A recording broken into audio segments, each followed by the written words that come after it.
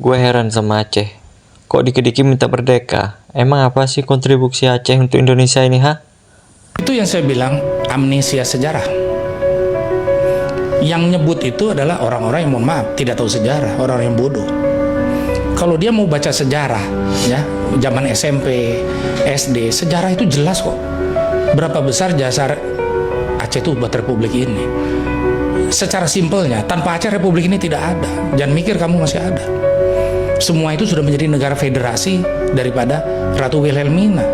Kita sama aja kayak Malaysia sekarang, atau Inggris di bawah protektorat Inggris.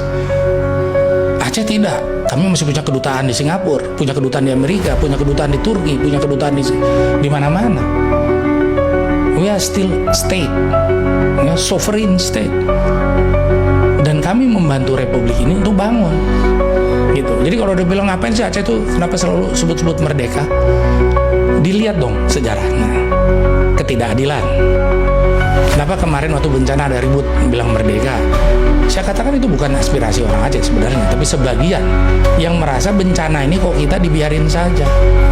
Jangan dibilang bencana itu kita dapat bantuan mendadak, tidak. LSM, kami dari Kesultanan dan juga Kesultanan Aceh yang lain yang setengah mati berjibaku dari hari 0, hari H1. Bantuan dari pusat itu malah dibilang, maaf ya, Kepala BNPB mengatakan itu hanya besar di medsos. Statement yang saya bilang sangat bodoh. Saya tulis itu di koran. Tidak lihat hanya berdasarkan laporan asal Bapak Senang.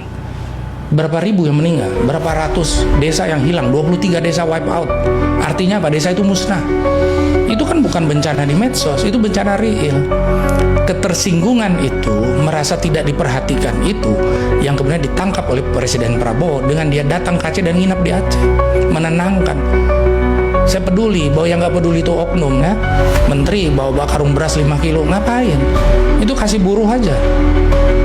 Yang perlu kita itu dari kamu menteri, bantuan apa yang kamu bawa dari departemen kamu? Rencana ke depan pasca rekonstruksi bencana itu apa? Kami tidak butuh seorang menteri jadi buruh ngangkut beras. Kami juga tidak perlu menteri yang hanya bawa beras 100 kilo, ya, terus pamer-pamer dengan TV, sore udah pulang.